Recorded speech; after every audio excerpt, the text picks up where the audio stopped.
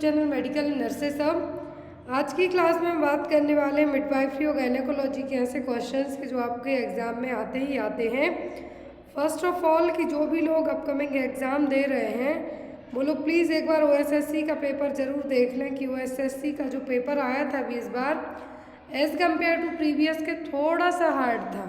But जैसा मैंने आपको पहले कहा था OSSC का पेपर थोड़ा सा टफ आता है। तो वही मतलब बहुत सारे लोगों का कहना है कि जो पेपर है किसी किसी के कट ऑफ 65 बता रहा है, कोई 70 बता रहा है, कोई 55 बता रहा। लेट्स सी जब भी ऑफिशियल जो आपका रिजल्ट आएगा उसमें पता चलेगा। और बेस्ट ऑफ लक उन सभी के लिए जिनका कल SGPGI के लिए एग्ज़ाम है।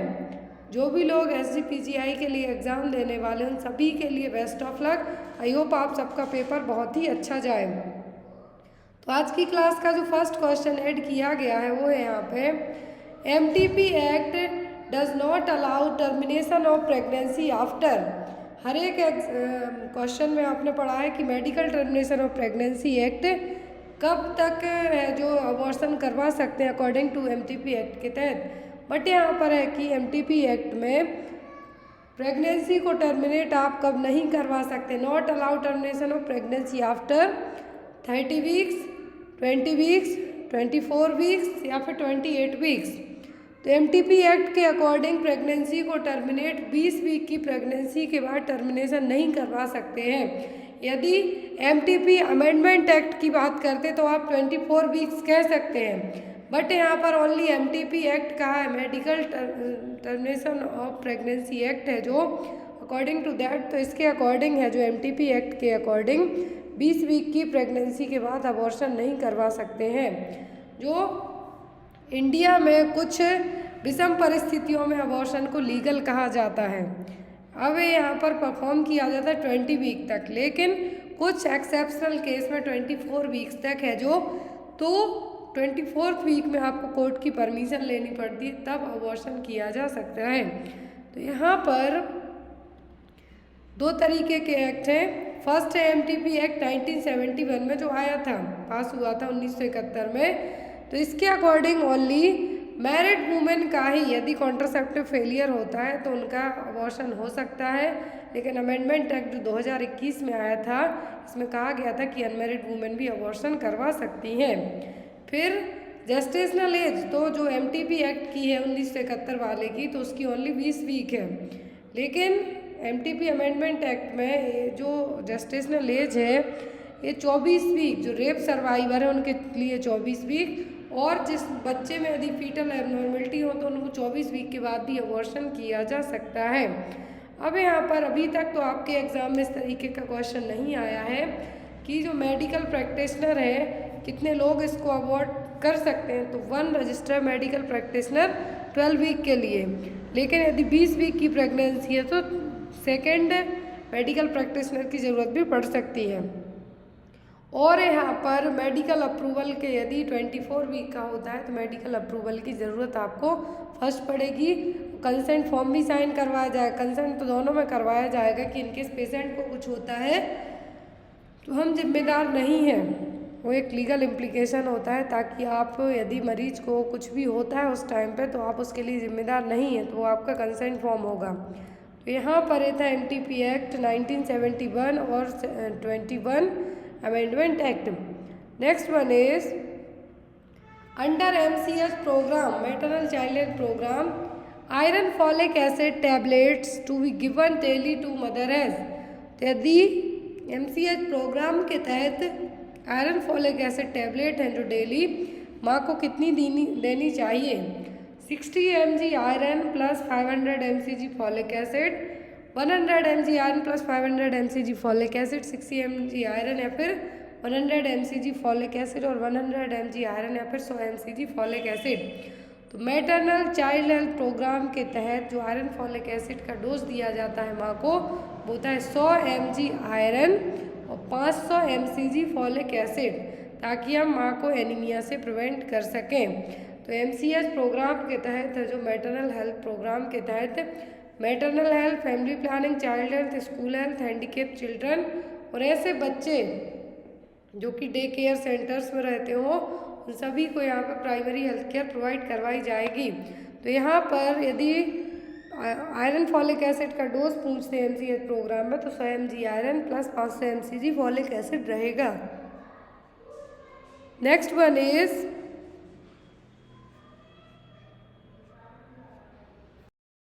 इन intrathecal injection administration a drug through the, तो जो इंट्राथेकल इंजेक्शन होते हैं यहाँ पे ड्रग कहाँ पे दी जाती है, सुपरफिशियल वेन में, कार्डियक एरिया में, नी में या फिर स्पाइन में। तो जो इंट्राथीकल इंजेक्शन होते हैं इसमें ड्रग का एडमिनिस्ट्रेशन किया जाता है स्पाइन में, कहाँ पर, रीढ़ की हड्डी में जिसको हम कहेंगे, तो स्पाइन में इंट्राथीकल इंजेक्शन लगाए जाते हैं जब डायरेक्टली सेरिब्रोस्पाइनल फ्लूइड में आपको कोई भी मेडिसिन भेजनी हो, तो क्या कहलाते हैं, इंट्राथीकल इंजेक्शन है, कहाँ पे लगाए जाते हैं, स्पाइन में। नेक्स्ट है यहाँ पर आपका question, which of the following drug is used for the treatment of nocturnal enuresis. तो नॉक्टर्नल एन्यूरेसिस का मतलब क्या है, रात में बेड वेटिंग करना, बिस्तर में सुसु करना। तो इसको ट्रीट करने के लिए कौन सी ड्रग यूज़ की जाती है, इमिप्रामाइन, ट्राजोडोन, क्लोरम्फामाजिन या फिर सर्ट्रेलिन। तो यहाँ पर जो मेडिकेशन यूज़ की जाती है वो कौन सी है, तो imipramine as an tricyclic anti depressant है जिसका यूज़ किया जाता है नॉक्टर्नल एन्यूरेसिस के लिए। तो ऐसा नहीं कि आपको बच्चा 3 साल का है आप उसको दवाई देना स्टार्ट कर दें या फिर कुछ रीज़न से, तो यहाँ पर जो जनरली बेड वेटिंग बच्चों में 6 ईयर के बाद अपने आप सबसाइड हो जाती है, बहुत ही रेयरली करेंगे बिस्तर में सूसू। लेकिन यहाँ पर इन केस बच्चे में कुछ और प्रॉब्लम है तब डॉक्टर इमिप्रामाइन प्रिस्क्राइब करेगा। इमिप्रामाइन एक ट्राईसाइक्लिक एंटी डिप्रेसेंट है जिसका यूज़ है जो नॉक्टर्नल एन्यूरेसिस को ट्रीट करने के लिए किया जाएगा। तो यहाँ पर क्या है आपकी ड्रग इमिप्रामाइन, जो कि जनरली डिप्रेशन को ट्रीट करने में यूज़ की जाती है, लेकिन जब एंजाइटी हो, पैनिक डिसऑर्डर हो तब इसका यूज़ किया जा सकता है। लेकिन इसका as a drug of choice भी पूछते हैं कि कौन सी मेडिसिन बेड वेटिंग के लिए यूज़ की जाएगी, तो वो होगी इमिप्रामाइन। ब्रांड नेम टोफ्रानिल के नाम से मार्केट में आपको मिल जाएगी। Next is What should you monitor when a patient taking high dose of acetaminophen over a prolonged period? यदि पर्सन लंबे टाइम तक एसिटामिनोफेन ले रहा है तो आप उसके लिए कौन सा टेस्ट करवाएंगे, PT time, GI irritation, kidney function की लिवर फंक्शन।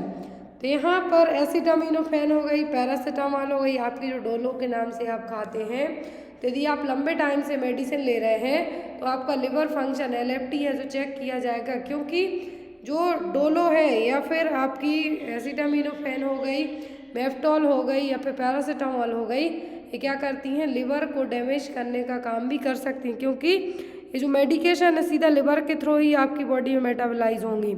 इसीलिए जब आप डोलो भी खाते हैं तो एटलीस्ट आपको कहा जाता है कि 5 से 6 घंटे का गैप दे के लीजिए।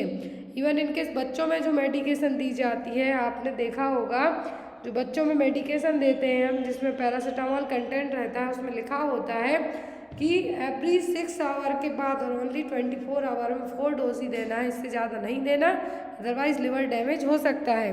तो इसीलिए क्योंकि ये जो एसिटामिनोफेन है, डोलो हो गई, आपकी पैरासीटामोल हो गई, लिवर को डैमेज करने का काम कर सकती है, इसीलिए लिवर फंक्शन टेस्ट है जो किया जाता है। Next one is Reed Sternberg cells in nodes are found in. तो रीड स्ट्रैनबर्ग सेल्स नोड्स हैं कहाँ पे पाए जाते हैं, ल्यूकेमिया में, हॉकिंस लिम्फोमा में, नॉन हॉकिंस लिम्फोमा में कि मल्टीपल माइलोमा में। तो यहाँ पर कहा है रीड स्ट्रैनबर्ग सेल्स जो नोड्स टाइप से पाए जाते हैं हॉकिंस लिम्फोमा में, किसमें, हॉकिंस लिम्फोमा में। इनका दूसरा नाम है lacunar histiocytes for certain types of distinctive giant cells होगी, जो कि यहाँ पर पर्सन को हॉकिंस लिम्फोमा में देखने को मिलेंगी। और ये बी लिम्फोसाइट का ड्राइव्ड फॉर्म ही है। इनकी जो हम ये कह सकते हैं कि पेरेंट सेल हैं वो तो बी सेल्स होंगी, बी लिम्फोसाइट्स होंगी, लेकिन जो रीड स्ट्रैनबर्ग सेल्स हैं बनती किस में है, जिस पर्सन को हॉकिंस लिम्फोमा हुआ होता है जब आपकी बॉडी बहुत ज़्यादा बी लिम्फोसाइट्स का प्रोडक्शन करने लगती है। कब होगा, जब आपकी बॉडी बहुत ज़्यादा लिम्फेटिक सिस्टम का कैंसर ही हम जिसको कहेंगे, तो इसमें आपकी बॉडी बहुत ज़्यादा क्या करेगी, बहुत ज़्यादा जो लिम्फोसाइट्स हैं उनका प्रोडक्शन करेगी, जो कि वी सेल्स हैं। तो हॉकिंस लिम्फोमा में रीड स्टेनबर्ग लिम्फोसाइट्स बनने लगती हैं, जिनको रीड स्टेनबर्ग सेल्स या फिर नोड्यूल्स के नाम से भी जाना जाता है। नेक्स्ट वन इज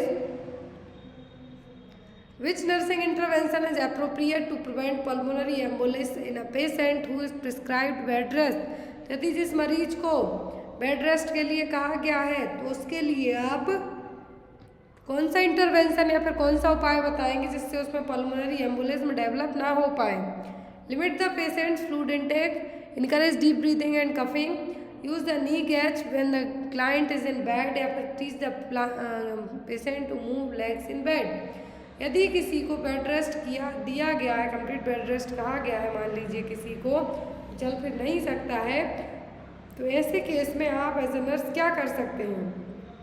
आप ऐसे केस में उस पेशेंट को, ताकि पल्मोनरी एम्बोलिज्म डेवलप ना हो, उसके लिए आप उसको क्या टीच कर सकते हैं कि आप अपने पैर चलाइए ताकि सर्कुलेशन प्रॉपर हो और एम्बुलेंस का फॉर्मेशन ना हो। तो यहाँ पर आपका आंसर क्या होगा, option number D.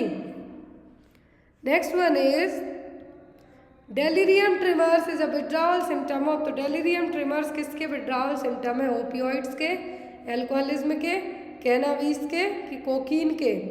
Delirium trimmers आपने नाम सुना होगा, ये है सिम्टम, विड्रॉवल सिम्टम हम जिसको कहेंगे, मतलब कोई भी चीज़ खाने के बाद उसको छोड़ दो तो आपकी बॉडी उसके अगेंस्ट कुछ सिम्टम शो करेगी, वो कहलाता है विड्रॉवल सिम्टम। और डेलीरियम ट्रिमर विड्रॉवल सिम्टम है अल्कोहल का, कि आपने बहुत ज़्यादा शराब पी लेकिन अचानक से आपके घर वालों ने लड़के मारपीट करके या तो आपको रिहेबिलिटेशन सेंटर भेज दिया या फिर शराब छुड़वा दी, तो आपकी बॉडी कुछ ऐसे सिम्टम शो करेगी, तो वो क्या कहलाएगा, विड्रॉवल सिम्टम।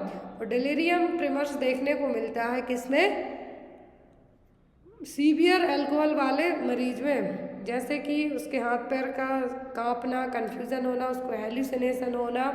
डेलीरियम ट्रिमर्स में ये तो जनरली जब होते हैं कि आपने 2 से 5 दिन हो गए आपको लास्ट ड्रिंक किए हुए, देन आफ्टर आपको अचानक से मन हो रहा है कि शराब पीना है लेकिन नहीं मिलती है उस टाइम पे शराब, तो आपकी बॉडी जो हाथ पैर कपेंगे आपके, हाई बीपी होगा, फीवर होगा, हेल्यूसिनेशन होंगे, तो ये सब क्या है यहाँ पे विड्रॉवल सिम्टम हो गए। अभी रिसेंट में जो एग्ज़ाम हुआ है उसमें डिटरेंट एजेंट पूछा गया था अल्कोहलिज्म का OSSC में, तो आपको उसका नाम है जो याद रखना है, disulfiram. Next one is a chronic alcoholic patient blames his family environment for his alcoholism. Which of the following defense mechanism was used for patient? एक मरीज है, एक पेशेंट है, लंबे टाइम से शराब पीता है, लेकिन वो अपनी शराब पीने की आदत के लिए अपनी फैमिली को या फिर अपनी वाइफ या फिर बच्चों को रिस्पॉन्सिबल मानता है। तो ये क्या है, प्रोजेक्शन है, सब्लिमेशन है, डिलाइन है कि रेशनलाइजेशन है। तो ये जो यहाँ पे डिफेंस मैकेनिज्म काम कर रही है, ये कहलाएगी प्रोजेक्शन। अपनी चीज़ किसी और पे, अपना ब्लेम किसी और पे डालना, तो क्या प्रोजेक्शन। डिनाइल का मतलब है कि आप कोई भी चीज़ एक्सेप्ट करने के लिए रेडी ही नहीं हो। Next one is confirmatory diagnostic test for multiple pregnancy. तो मल्टीपल प्रेगनेंसी के लिए डायग्नोस्टिक टेस्ट कौन सा होगा, HCG hormone, ultrasonography, alpha fetoprotein या फिर पाल्पेशन। तो कंफर्म करना है कि मल्टीपल प्रेगनेंसी है या फिर सिंगल प्रेगनेंसी है, सिंगलेटन प्रेगनेंसी है, कैसे पता चलेगा, अल्ट्रासोनोग्राफी से, जो कि क्लियर कट रिजल्ट बताएगी। HCG सिंगल टोन में भी रिलीज होगा और मल्टीपल में भी होगा, अल्फा फीटोप्रोटीन भी होगा, लेकिन यहाँ पे कंफर्मेटरी डायग्नोस्टिक टेस्ट अल्ट्रासोनोग्राफी से बेस्ट तरीके से पता चलेगा। Next one is common complication after perforation of appendix. यदि अपेंडिक्स में परफोरेशन होता है तो कॉमन कॉम्प्लिकेशन कौन सा होगा की जा रही है अपेंडिक्स में परफोरेशन के बाद, तो वो होगा पेरिटोनाइटिस, जो पेरिटोनियम कैविटी है, तो वहाँ पे क्या होगा, पस देखने को मिलेगी। तो यहाँ पर आपका आंसर क्या होगा, पेरिटोनाइटिस। अपेंडिसाइटिस में जो अपेंडिक्स जब बस्ट होगी आपके लाइनिंग ऑफ योर एब्डोमेन में, पेरिटोनियम में, तो इसमें कुछ बैक्टीरिया भी होंगे, और ये बैक्टीरिया जो पेरिटोनियम लेयर है उसको भी अफेक्ट करेंगे। तो यहाँ पर इंटरनल ऑर्गन डैमेज होने के साथ साथ पेरिटोनियम कैविटी है, पेरिटोनियम कैविटी में जितने भी एब्डोमिनल ऑर्गन होते हैं उन सभी को अफेक्ट करने का काम करेगा। और इन्फेक्शन, यदि अपेंडिसाइटिस का इन्फेक्शन पूरे जो बैक्टीरिया हैं पूरे में फैलते हैं तो क्या कॉज करेंगे, peritonitis. Next one is after road traffic accident which cannula is used for fluid replacement in casualty for an adult patient. तो यदि रोड ट्रैफिक एक्सीडेंट का मरीज है कौन सा कैन्यूला यूज़ करेंगे आप उसमें फ्लूइड रिप्लेसमेंट के लिए। कैजुअलिटी है ऑरेंज, पर्पल, ग्रीन या फिर ग्रे। तो यहाँ पे जो कैन्यूला यूज़ किया जाएगा वो होगा ग्रीन कलर का कैन्यूला। कौन सा, ग्रीन कलर का कैन्यूला। ग्रीन कलर के कैन्यूला से सबसे ज़्यादा फ्लो होता है जो कि 18 गॉस का होगा। इसमें सबसे ज़्यादा ये ट्रॉमा, सर्जरी, ट्रांसफ्यूजन हो उस केस में इसको मेनली यूज़ किया जाता है। और येलो कलर का होगा, जो येलो कलर का जनरली 24 गॉस का होगा। तो ये पीडियाट्रिक्स में या फिर जो एडल्ट्स होते हैं उनके लिए इसका यूज़ किया जाता है। Next one is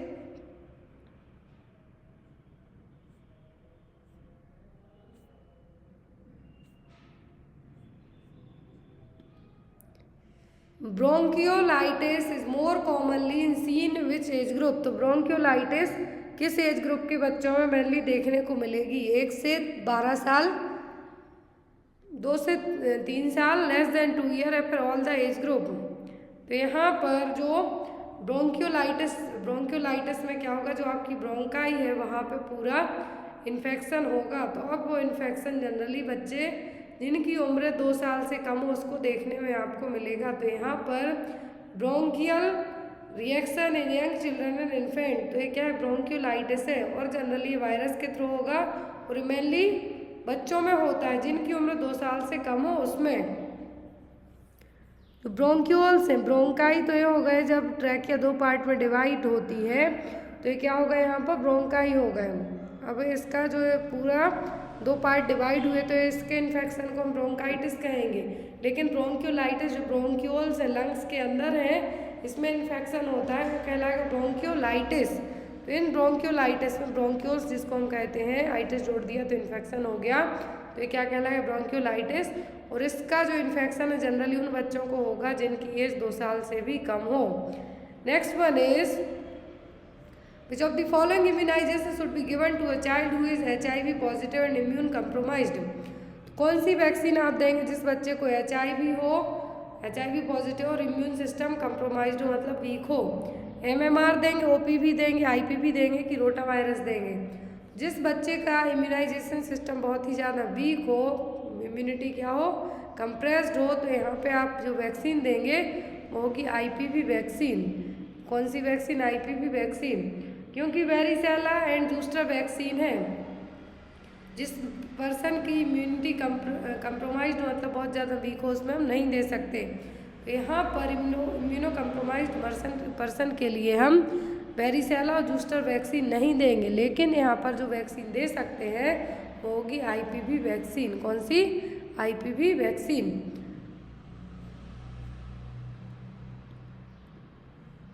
commonly used name for the disease 100 day cough.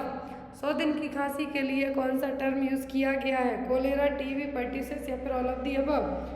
Cholera के लिए तो राइस वाटर स्टूल के नाम से जो इसका क्लासिकल साइन है आपका।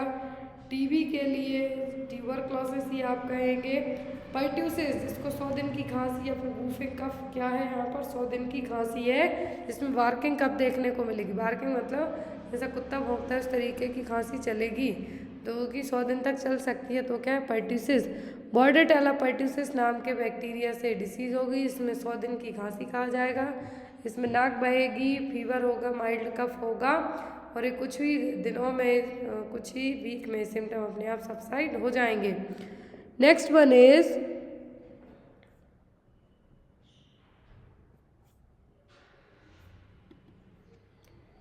How much amount of fetal blood flow per minute through the placenta. कितना ब्लड फ्लो होगा प्लेसेंटा में, प्लेसेंटा के थ्रू फीटल में 2000, 1500 या फिर 400। जो ब्लड फ्लो होगा फीटल से प्लेसेंटा से फीटल में, वो होगा 500 ml। कितना? 500 ml। नेक्स्ट वन इज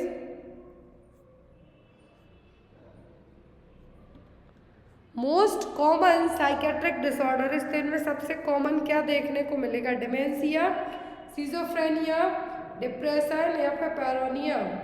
सबसे कॉमन साइकेट्रिक डिसऑर्डर बताइए, सबसे कॉमन दिमाग की प्रॉब्लम यहाँ पे कौन सी है? साइकेट्रिक समस्या क्या है? तो वो कहलाएगी यहाँ पर क्या? डिप्रेशन। डिप्रेशन आप आजकल आए दिन हर एक पर्सन में देख सकते हैं। आजकल आप डिप्रेशन हर एक पर्सन में देख सकते हैं, कोई ना कोई किसी न किसी चीज़ को लेके डिप्रेस्ड होता है, मतलब मूड चेंज रहेगा। लेकिन ये ज़रूरी नहीं उसको कि सीधा जो मेडिकेशन एंटी डिप्रेसेंट देने की ज़रूरत है, लेकिन जो साइकेट्रिक प्रॉब्लम है commonly as compare to are dementia, schizophrenia, paranoia से कंपेयर करते हैं डिप्रेशन कॉमनली देखने को मिलता है। साइकेट्रिक डिसऑर्डर क्या हो गया यहाँ पे? आपका डिप्रेशन।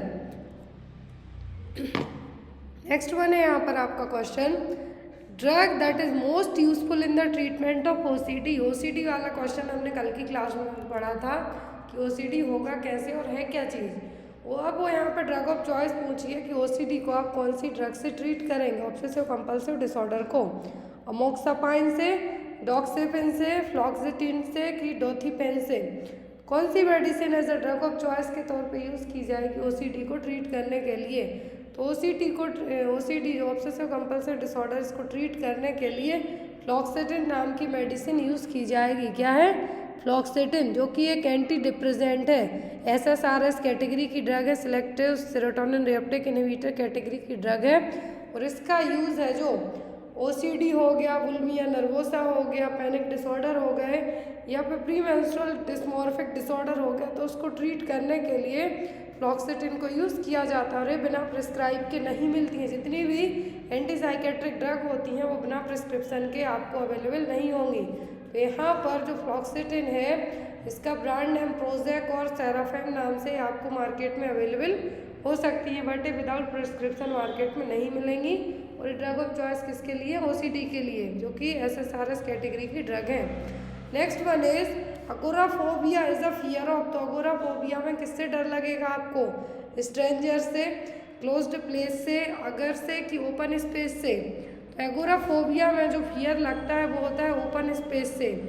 ऐसा डर लगना कि आप बहुत ज़्यादा भीड़ भाड़ वाली जगह पर खुले में खड़े हुए हैं और आपको डर लगने लगे तो वो क्या कहलाएगा? अगोराफोबिया। इमेज से आप इजीली समझ सकते हैं। इस तरीके से यहाँ पे होली मनाई जा रही है, यदि इसी होली की भीड़ में आप फंस जाएं, आपको जो फियर होगा, जो पैनिक लगेगा, वो क्या कहलाएगा? Agoraphobia. Next is the drug administered to reduce the vertical transmission of HIV from mother to foetuses. कौन सी मेडिसिन एडमिनिस्टर की जाएगी माँ से बच्चे को? वर्टिकल ट्रांसमिशन जो कहलाएगा माँ से बच्चे में HIV को रोकने के लिए। इंडिनाविर, लेम्यूविडिन, नेविरापाइन या फिर जिडोविडिन। तो ART जो ड्रग यूज़ की जाएगी एंटी रेट्रोवायरल थेरेपी ड्रग रहेगी, जो जिडोविडिन भी यूज़ होती है और नेविरापाइन भी होती है। लेकिन यहाँ पे कहा गया है कि वर्टिकल ट्रांसमिशन को प्रिवेंट करना है कि माँ से बच्चे में ना जाए, तब आप कौन सी ड्रग अपनाएंगे? जिडोविडिन की नेविरापाइन। तो ऐसे केस में आपका ड्रग ऑफ चॉइस होगा क्या? नेविरापाइन। क्या होगा? नेविरापाइन। नेविरापाइन दी जाएगी कब? बच्चे को दी जाएगी ताकि माँ से बच्चे में जो इन्फेक्शन है वो ट्रांसमिट ना हो पाए। इसी ट्रांसमिशन को रोकने के लिए, वर्टिकल ट्रांसमिशन को रोकने के लिए नेविरापाइन है जो एडमिनिस्टर की जाएगी। Clear? Next is expulsion of cervical mucus plug mixed with blood is called. तो सर्वाइकल म्यूकस प्लग जिसके कारण ब्लड भी आ रहा है साथ में, तो वो क्या है?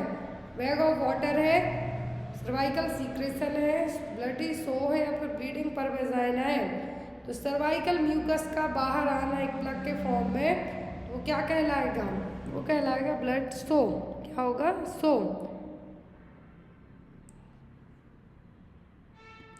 Next is painless uterine contraction felt on abdominal palpation occurring every 15 minutes reference. तो पेनलेस एंड यूटेराइन कॉन्ट्रैक्शन आ रहे हैं एब्डोमिनल पाल्पेशन के टाइम पर 15 मिनट में फिर आते हैं, तो ये क्या कहलाएंगे? क्विकनिंग और सी अंडरसाइन ब्रैक्सटन हिक्स कॉन्ट्रैक्शन की नन ऑफ दी अबव। तो यदि हर 15 मिनट में पेनलेस यूट्राइन एब्डोमिनल पाल्पेशन के कारण एब्डोमेन के यहाँ पे आपको फील हो रहा है तो ये क्या कहलाएंगे ब्रैक्सटन हिक्स कॉन्ट्रैक्शन, जिसको फॉल्स लेबर पेन के नाम से भी जाना जाता है। जो ओरिजिनल कॉन्ट्रैक्शंस आते हैं वो कंटिन्यूस नहीं आते जाते, 15-15 मिनट का भी शुरू में गैप रहेगा, लेकिन आगे जाके 15 मिनट का गैप भी नहीं रहेगा, धीरे धीरे स्ट्रॉन्ग होते जाएंगे, फास्ट आएंगे। तो यहाँ पर पेनलेस यूट्राइन कॉन्ट्रैक्शन की बात की जा रही है, ये कहलाएगा Braxton Hicks contraction. Which kind of questionnaire method is used. तो यदि कोई अल्कोहलिज्म वाला पर्सन है, ड्रिंक एंड ड्राइव कर रहा है या फिर शराब पिए है, कौन सा क्वेश्चनर यहाँ पे अपनाया जाएगा, केज, पेट, MMSE या फिर ऑल। कौन सा क्वेश्चनर यहाँ पे अपनाया जाएगा यदि पर्सन ने शराब पी रखी है तो उसके लिए केज क्वेश्चनर क्या है। एल्कोहलिज्म वाले मरीज को यदि क्वेश्चनर पूछे तो केज क्वेश्चनर कॉमनली यूज़ किया जाता है। अकॉर्डिंग टू केज क्वेश्चनर के have you ever felt you should cut down on your drinking, आपको कभी लगा है कि आप शराब छोड़ दें। Have people allowed you by criticising your drinking, आपको कोई परेशान करता है जब आप शराब नहीं पीते हैं, क्रिटिसाइज करता है, आपने कभी गिल्टी फील की है। और यहाँ पर ever had an eye opener to steady nerves in the morning, यदि yes to more than 2 is quite good and detecting alcohol abuse and dependency, यदि 2 से ज़्यादा होता है मतलब पर्सन एल्कोहल एब्यूज और एल्कोहल पर डिपेंडेंस है केज क्वेश्चनर में। Next one is Cramer's rule is used for. तो क्रेमर्स रूल किसके लिए यूज़ किया जाता है, एस्फेक्सिया के लिए, बर्न में, एंटेरोकोलाइटिस या फिर जॉइंटिस में। तो जो क्रेमर्स रूल यूज़ किया जाता है जॉइंटिस में, जब बिलिरुबिन का लेवल ज़्यादा हो जाए तब क्रेमर्स रूल है जो यूज़ किया जाएगा। Cramer's rule serum bilirubin level और कितनी प्रोग्रेशन हो रही है स्किन के कलर की उसके बीच में दोनों चीज़ें बताएगा। तो क्या है क्रेमर्स रूल। यहाँ पर लेवल भी है, 5th तक लेवल दिए जाते हैं, कितना जो सीरम बिलिरुबिन लेवल बढ़ रहा है वो चेक किया जाता है। यदि हेड एंड नेक पर है तो 1, अपर ट्रंक भी येलो हो रही है तो 2, लोअर ट्रंक और थाई हो रही है तो 3, आर्म्स एंड लोअर लेग्स में भी आ रहा है तो 4, पाम्स एंड सोल्स में भी यदि पीलापन दिख रहा है दैट मीन्स पर्सन को जो बच्चा है उसमें क्या है पूरा फुली जो बिलिरुबिन लेवल है बहुत ज़्यादा हाई बढ़ा हुआ है। और क्रेमर्स रूल है जो बिलिरुबिन लेवल और कितनी प्रोग्रेस होती है स्किन के कलर में उसके बीच के तालमेल को बताएगा। Clear.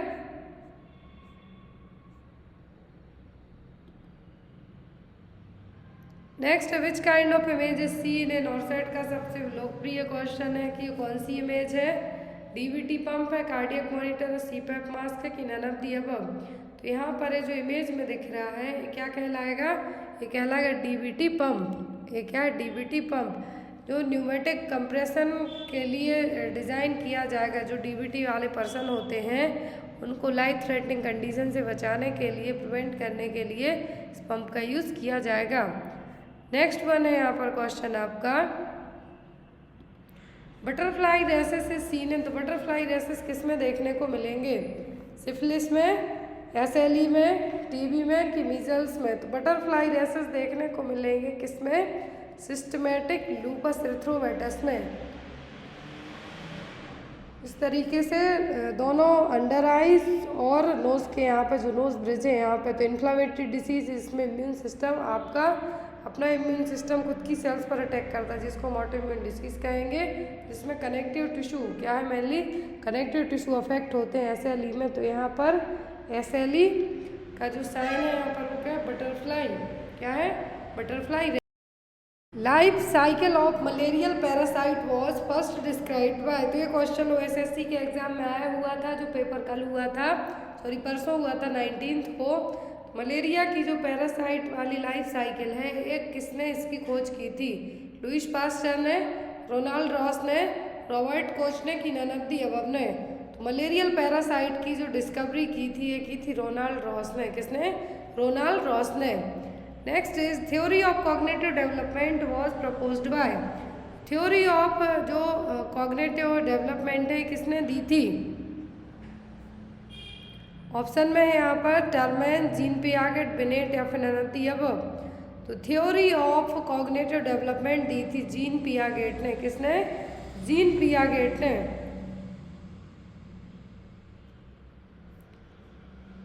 Next one is a dynamic and purposeful relationship between two people who approach a mutually defined problem with mutual consideration of each other, it's called as। तो एक डायनामिक पर्पसफुल रिलेशनशिप होगा दो लोगों के बीच में जो कुछ म्यूचुअल चीज़ें अपनी शेयर कर रहे हैं, कंसिडरेट कर रहे हैं। तो ये क्या है? सुपरविजन, काउंसलिंग, बजटिंग या फिर ऑल ऑफ दी अबव। तो ये कहलाएगी काउंसलिंग, क्योंकि पर्पसफुल है, डायनामिक रिलेशनशिप है दो लोगों के बीच का। तो ये क्या है? काउंसलिंग। इसमें एक काउंसलिंग जिसको काउंसलिंग की ज़रूरत है और जो काउंसलिंग दे रहा है तो वो क्या है? काउंसलर। तो ये क्या है? एक और इसमें सबसे ज़्यादा मेन इम्पॉर्टेंट एग्जाम में आती है गैदर टेक्निक, जो काउंसलिंग के लिए यूज़ होती है, और इसमें ट्रस्ट सबसे ज़्यादा इम्पॉर्टेंट रहेगा। Next is policeman stiff hand is seen in. Policeman defend का मतलब पीछे की तरफ हाथ करके जैसे पैसे मांगे जाते हैं वैसे ही। तो ये किसमें देखने को मिलेगा? एक्सिलरी नर्व इंजरी में, अब्स पाल्सी में, रिस्ट ड्रॉप में, कि none of the above. Policeman hand stiff है जो, इसमें क्या होगा कि जो एक्टिव फ्लेक्शन इम्पॉसिबल रहेगा due to paralysis of biceps, brachial और ब्रोंकियो आर्टिकल्स मसल्स के कारण। तो यहाँ पर आपका जो हाथ है क्या है? पीछे की तरफ डिफॉर्मिटी होगी फोर आर्म में, इसीलिए इस डिफॉर्मिटी को कहा गया है पुलिसमैन टिफेंड और पॉटर स्टिफेंड। इसमें आप टिप मंगाने जैसा हाथ किए रहेंगे, इसको क्या किसके कारण होगा? अर्ब पाल्सी के कारण। Next is in Weber test and Rinne test cranial nerve examined is. तो बेबर और रेने टेस्ट में कौन सी क्रेनियल नर्व चेक की जाएगी? फर्स्ट, सेकंड, एट्थ या फिर 7। तो जो बेबर टेस्ट और रेने टेस्ट है आपको सुनने के लिए, किसके लिए? आपके सुनने के लिए टेस्ट किया जाएगा। और इसमें 8वें नंबर की जो वेस्टिबुलोकोक्लियर नर्व है इसको चेक किया जाएगा। किसको? 8वें नंबर की वेस्टिबुलोकोक्लियर। फर्स्ट होती है olfactory, 12 pair of cranial nerve होती हैं। इसमें फर्स्ट होती है olfactory, second optic, third oculomotor, fourth is trochlear, fifth one is trigeminal, sixth is abducens, seventh is facial, eighth is vestibulocochlear, ninth is glossopharyngeal, फिर vagus, spinal और hypoglossal. तो क्या है? Total 12 pair of cranial nerve है। तो Rinne test, Weber test use किया जाता है क्रेनियल नर्व 8 को असिस करने के लिए। कॉमन कॉज है किसके लिए? सेरिब्रल ब्लीडिंग के लिए, इंट्रासेरिब्रल ब्लीडिंग के लिए वो क्या है? हाइपरटेंशन। यहाँ पर जो क्वेश्चन था लाइफ स्पैन ऑफ ओवा में, आप बिल्कुल अपना टिप ऑफ टंग याद रखना है, हर एक एग्जाम में आता है आपके लिए। नेक्स्ट है यहाँ पर the decrease level of haemoglobin leads to which of the following disease. तो हीमोग्लोबिन का लेवल यदि कम होता है तो कौन सी डिसीज होगी? एग्जाम में क्वेश्चन आता है। ऑप्शन में हेमरेज, मायोपिया, हाइपरेमिया या फिर एनीमिया। जब भी हीमोग्लोबिन का लेवल क्या होगा? कम होगा, तो ये क्या कहलाएगा? एनीमिया। फिर यहाँ पर एनीमिया की क्या आती हैं क्लासेस? जनरली एग्जाम में आती हैं कि जो नॉर्मल हीमोग्लोबिन लेवल होता है मोर देन 12 होगा, लेकिन यदि यहाँ पर आपको WHO के अकॉर्डिंग एनीमिया की सीवियरिटी पूछते हैं तो ये आपको एग्जाम में आ सकती हैं। यदि प्रेगनेंसी में बात करें तो प्रेगनेंसी में हीमोग्लोबिन लेवल कितना जाए? जब 11 ग्राम पर DL से कम जाता है तो उसको हम क्या कंसीडर करते हैं? एनीमिया। जब लेस देन 7 चला जाए तो सीवियर। यहाँ पर माइल्ड, मॉडरेट, सीवियर तीनों कैटेगरी आपको याद रखना है। और यहाँ पर एनीमिया को प्रिवेंट करने के लिए क्या दिया जाता है प्रेगनेंसी में? तो वो है आयरन, और जो NTD है तो उसके लिए फॉलिक एसिड। तो बेसिक क्वेश्चन है जो आपको एग्जाम में आ सकते हैं। Next one is which of the following supplements are highly recommended for a pregnant women. तो एक प्रेग्नेंट वुमेन के लिए कौन से सप्लीमेंट रिकमेंड किए जाते हैं? Vitamin B12, sodium and potassium salt, vitamin D and milk, या फिर आयरन एंड फॉलिक एसिड। तो रिकमेंड तो सभी किए जाते हैं कि हर एक चीज़ खाओ, लेकिन यहाँ पर मोस्ट जो प्रायोरिटी बेस्ड क्वेश्चन यदि इस तरीके से होता है आपको, तो जो प्रायोरिटी किसकी होगी वो होगी आयरन और फॉलिक एसिड की। आयरन एनीमिया से प्रिवेंट करेगा, वो फॉलिक एसिड है जो बेबी को न्यूरल ट्यूब डिफेक्ट के होने से बचाएगा। तो यहाँ पर आपका आंसर क्या होगा? Iron and folic acid. Next one is which of the following should not be done in a pregnant women with HIV। तो यदि माँ को HIV है, प्रेग्नेंट वुमेन को HIV है, तो कौन सा प्रोसीजर उसमें हम नहीं करेंगे? Ultrasonography, caesarean section, blood analysis या फिर नॉर्मल डिलीवरी। तो यहाँ पर जो HIV माँ से बच्चे में होने के सबसे ज़्यादा चांस होता है वो होता है डिलीवरी के टाइम का। कब का? डिलीवरी के टाइम का। और उस चीज़ को बचाने के लिए हम जो HIV पॉजिटिव मदर होती हैं उनमें कभी भी नॉर्मल डिलीवरी नहीं करवाते, क्योंकि उसी टाइम पर बच्चे को भी HIV होने का रिस्क है जो बहुत ज़्यादा हो जाएगा। तो इसीलिए माँ को यदि HIV पॉजिटिव है तो बच्चे की हम जो डिलीवरी होगी वो कैसे करवाएंगे? LSCS के थ्रू और फिर सिजेरियन सेक्शन के थ्रू। बाकी USG हो सकता है, सिजेरियन सेक्शन हो सकता है, ब्लड कल्चर टेस्ट करवाए जा सकते हैं, लेकिन नॉर्मल डिलीवरी अवॉइड करवाई जाएगी। Next one is the surgical removal of vas deferens is known as which of the following procedure. Surgery के थ्रू बास डिफरेंट को रिमूव कर दिया जाता है, तो कौन से प्रोसीजर में किया जाता है? सेप्टेक्टोमी, हिस्टेक्टोमी, ट्यूबेक्टोमी या फिर वेसेक्टोमी में। तो ये जो प्रोसीजर है, हिस्टेक्टोमी में तो पूरे यूट्रस को ही रिमूव कर दिया जाता है। ट्यूबेक्टोमी में क्या किया जाता है? जो फीमेल में होने वाला स्टरलाइजेशन की प्रोसेस है वो किया जाएगा, जिसमें फेलोपियन ट्यूब है जो यहाँ पे कट करके बांध दी जाएगी। वेसेक्टोमी में वास डिफरेंट को रिमूव किया जाएगा। तो यहाँ पर आपका आंसर क्या होगा? वेसेक्टोमी। इंडिया में पूछे कि सबसे ज़्यादा जो फीमेल स्टरलाइजेशन की प्रोसेस होती है, कॉमन स्टरलाइजेशन प्रोसेस होती है, वो क्या होती है? ट्यूबेक्टोमी। फीमेल में है जो सबसे ज़्यादा अपना प्रेगनेंसी फीमेल फैमिली प्लानिंग के लिए जो सबसे ज़्यादा इनिशिएटिव अपनाया जाता है इंडिया में परमानेंट फैमिली प्लानिंग के लिए, तो वो क्या होता है? Tubectomy.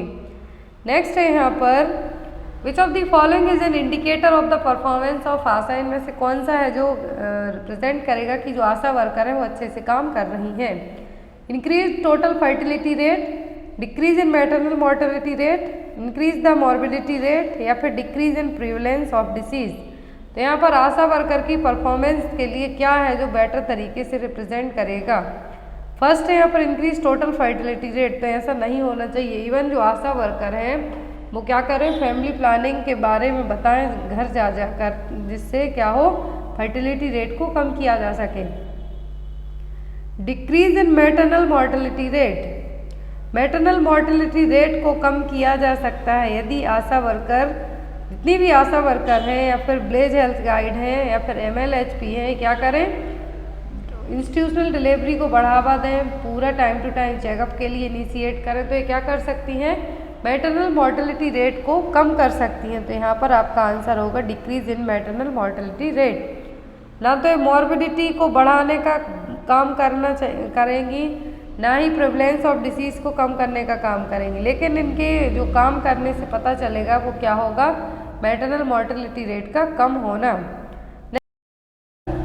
What is the best exercise the nurse should educate a patient with cystocele. यदि किसी पेशेंट को क्या है? सिस्टोसील है। क्या है? सिस्टोसील है। तो नर्स है जो कौन सी एक्सरसाइज करने के लिए पेशेंट को कहेगी?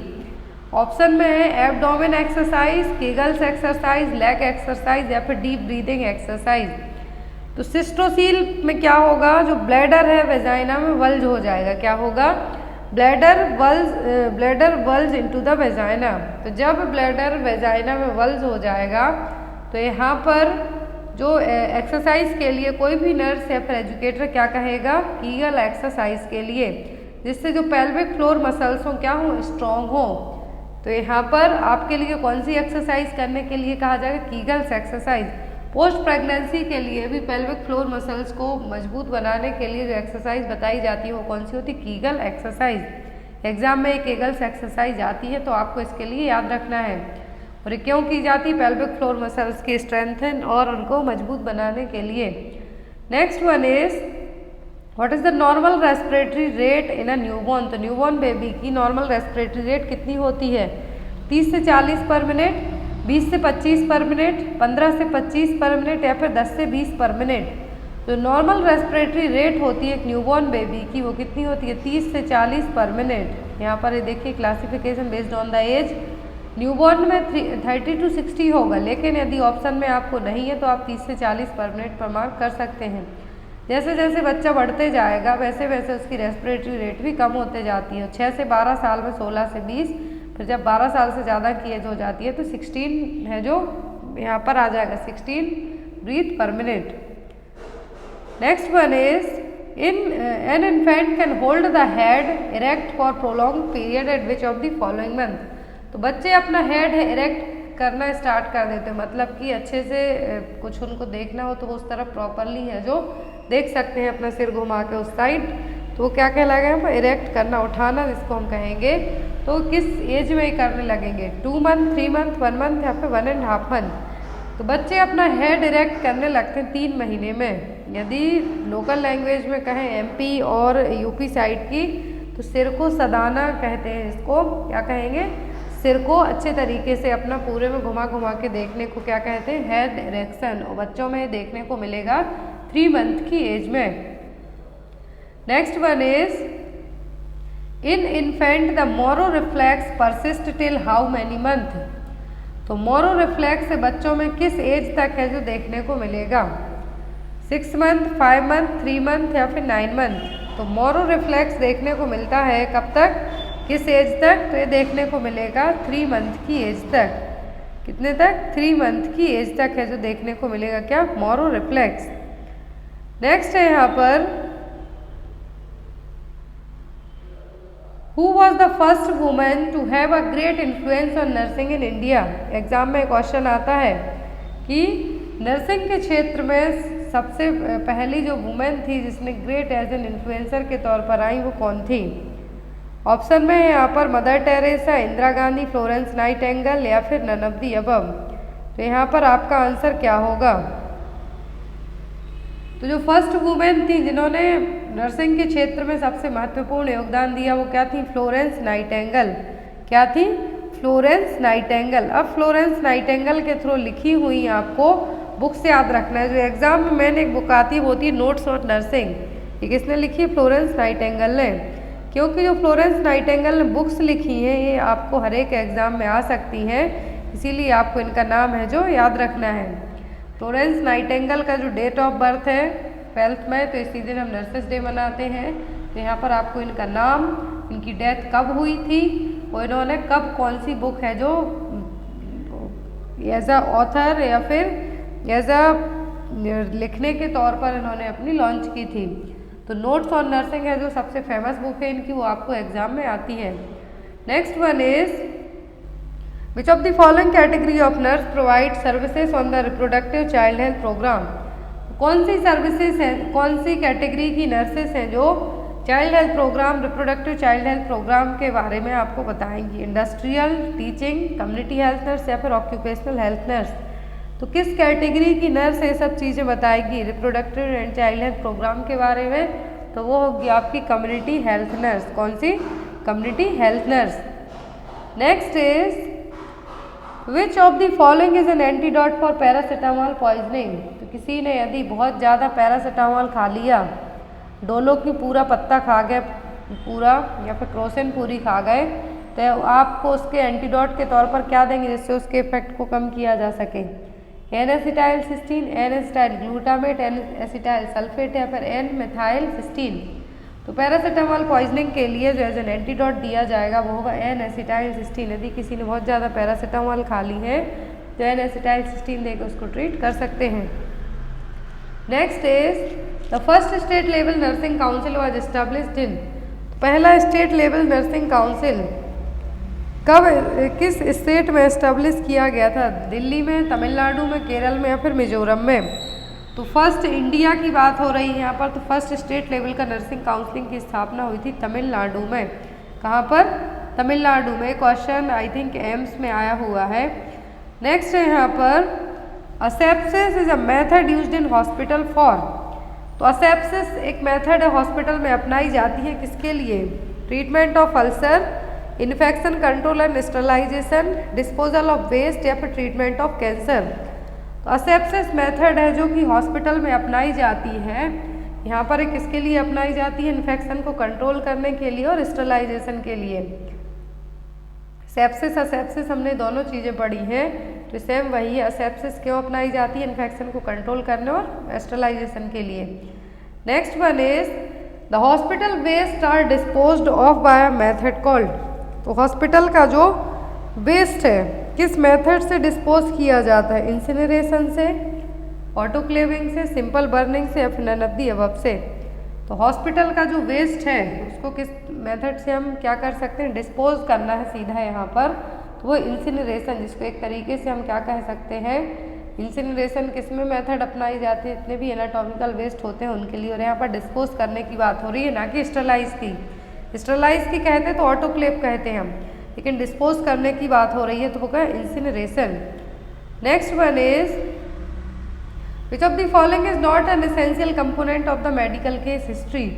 तो यदि आप किसी पर्सन का क्या ले रहे हैं? एक प्रॉपर तरीके से उसकी हिस्ट्री कलेक्ट कर रहे हैं, तो कौन सा जो कंपोनेंट है यहाँ पर ज़रूरी नहीं है। Habits of the patient, patient की क्या क्या आदतें हैं। Hobbies of the patient, patient को क्या क्या पसंद है। पास्ट हिस्ट्री, उसको प्रीवियस कोई एलर्जी, कोई सर्जरी या फिर कोई मेडिकेशन तो कंटिन्यू नहीं है। ड्रग हिस्ट्री, एट प्रेजेंट कोई मेडिसिन तो नहीं ले रहा है, डायबिटीज़ की मेडिसिन तो नहीं ले रहा है, फिर थायराइड की मेडिसिन। तो यहाँ पर आप मेडिकल हिस्ट्री में क्या क्या कलेक्ट करेंगे? उसकी previous history, drug history, hobbies क्या है पेशेंट की, वो सब। तो यहाँ पर आपका जो आंसर होगा वो क्या होगा कि हमें पेशेंट की हैबिट पता होना चाहिए, उसकी पास्ट हिस्ट्री पता होना चाहिए, ड्रग हिस्ट्री पता होना चाहिए, फैमिली हिस्ट्री पता होना चाहिए, लेकिन पेशेंट को क्या हॉबीज़ हैं, क्या शौक है, वो आपको पता होने की ज़रूरत नहीं है मेडिकल केस में स्पेशली। यदि हाँ यही साइकेट्रिक केस में हिस्ट्री आपको कलेक्ट करने की बात होती तब आप क्या कहते हैं? साइकेट्रिक केस में, साइकेट्रिक में आपका आंसर होता है यहाँ पर कि पेशेंट की हैबिट्स, लेकिन साइकेट्रिक में आपको हॉबीज़ पता होना चाहिए, लेकिन मेडिकल केस में नहीं। Next one is in the hospital blood spills are cleaned by using which of the following solution. तो हॉस्पिटल में ब्लड गिर गया है फर्श पर कहीं पर भी, तो आप उसको कैसे क्लीन करेंगे? पोटेशियम नाइट्रेट से, सोडियम हाइपोक्लोराइड, डेटॉल से या फिर सोडियम क्लोराइड से। तो ये मोस्ट इंपॉर्टेंट वीआईपी क्वेश्चन है आपके एग्जाम के लिए। ब्लड स्प्लेज यदि पूछते हैं तो किससे हम क्लीन करेंगे? तो हम करेंगे सोडियम हाइपोक्लोराइड से। Next one is the fumigation of surgical wards are usually done by using. तो फ्यूमिगेशन मेथड अपनाई जाती है, जो एक मशीन आती है उसके थ्रू। तो यहाँ पर कौन सी गैस उसमें यूज़ की जाती है? Dettol, sodium hypochloride, ethylene gas या फिर फॉर्मेल्डिहाइड। तो जो गैस यूज़ करते हैं हम वार्ड को, सर्जिकल वार्ड को, ओटी में ऑपरेशन होने के पहले अर्ली मॉर्निंग क्या कर दिया जाता है? फ्यूमिगेशन किया जाता है। किससे, कौन सी गैस से करते हैं? फिर करते हैं फॉर्मेल्डिहाइड से। Next is the process which deactivates the microbes but does not kill them in known as. Question ध्यान से देखिए, ऐसी प्रोसेस बताना है आपको जिसमें माइक्रोब्स को हम मार सकते हैं, लेकिन उनके जो स्पोर है उनको हम नहीं मार सकते। यहाँ पर डीएक्टिवेट करना है सॉरी माइक्रोब्स को, कि वो और ज़्यादा ना फैलें, लेकिन उनको मार नहीं सकते। क्या कहलाएगा? स्टरलाइजेशन, सैनिटाइजेशन, डिसइंफेक्शन या फिर ऑटोक्लेविंग। तो माइक्रोब्स को ओनली डीएक्टिवेट करने का काम कर रहे हैं, तो वो डिसइंफेक्शन। यदि मारना और साथ में उनके स्पोर को मारने का काम करते हैं हम, तो वो कहलाता है autoclaving. Next one is which of the following gas act as an effective disinfectant. तो कौन सी गैस है जो एक डिसइंफेक्टेंट का काम भी करेगी? हाइड्रोजन, ऑक्सीजन, क्लोरीन या फिर सल्फर। तो ये सबको पता है कौन सी गैस होगी, वो होगी chlorine. Next one is which of the following gas is used in sterilisation of medical equipment. तो मेडिकल इक्विपमेंट को स्टरलाइज करने के लिए कौन सी गैस है जो यूज़ की जाएगी? ऑप्शन में methylene oxide, methane gas, ethane gas या फिर ethylene oxide gas. Medical equipment को गैस के थ्रू यदि हमें स्टरलाइज करना है तो वो इथिलीन ऑक्साइड गैस। क्या है? Ethylene oxide gas. Next one is which of the following is an epidemic disease. तो इनमें से एपिडेमिक डिसीज कौन सी है? ग्वाइटर, कोलेरा, अस्थमा या फिर सीओपीडी। तो इनमें से जो एपिडेमिक डिसीज है वो कौन सी है? तो वो है यहाँ पर कोलेरा। कौन सी है? कोलेरा।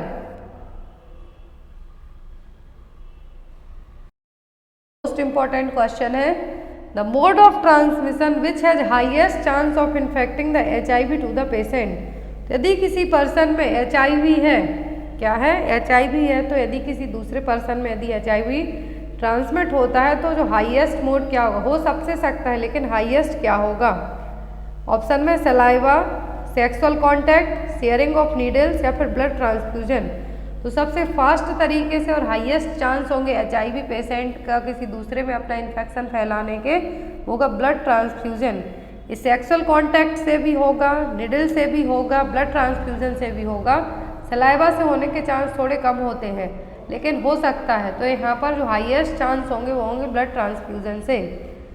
और यदि प्रोफाइलैक्सिस ट्रीटमेंट पूछें कि यदि किसी को निडल प्रिक इंजरी हो गई है HIV में, हेपेटाइटिस B में, तो कैसे ट्रीट, प्रोफाइलैक्सिस ट्रीटमेंट है कब लेना, विदिन 72 आवर के। नेक्स्ट है यहाँ पर which of the following vaccination is routinely given to the nursing and other medical professional before they enter the hospital practice. तो जब आप as a nurse, as a CHO और एज अ डॉक्टर के तौर पर आप हॉस्पिटल में अपनी जॉब के लिए जाते हैं तो कौन सा वैक्सीनेशन कंपलसरी रखा जाता है, पोलियो, DPT, HIV या फिर हेपेटाइटिस B। तो जो यहाँ पर कंपलसरी रखा जाता है, अलग अलग हॉस्पिटल की पॉलिसी पर भी ये डिपेंड करता है, लेकिन कौन सा वैक्सीन लगा रहना चाहिए रूटीनली, तो वो है हेपेटाइटिस B। एक क्वेश्चन आपके लिए, इसका आंसर आप लोग कमेंट बॉक्स में ज़रूर बताना। क्वेश्चन है the apex beat can be best heard at. तो अपेक्स बीट हम हार्ट के यहाँ पर सुनते हैं, चेस्ट के यहाँ पर। तो अब आपको बताना है कि किस स्पेस में सुनेंगे आप, 3rd इंट्राकॉस्टल स्पेस में, 5th इंट्राकॉस्टल स्पेस, 7th इंट्राकॉस्टल स्पेस या फिर सेंटर ऑफ द स्टर्नम। तो इसका आंसर आप लोग कमेंट बॉक्स में देना, जो नेक्स्ट क्लास होगी उसमें इसका आंसर आपको दिया जाएगा। Thank you for watching us, bye bye, good night.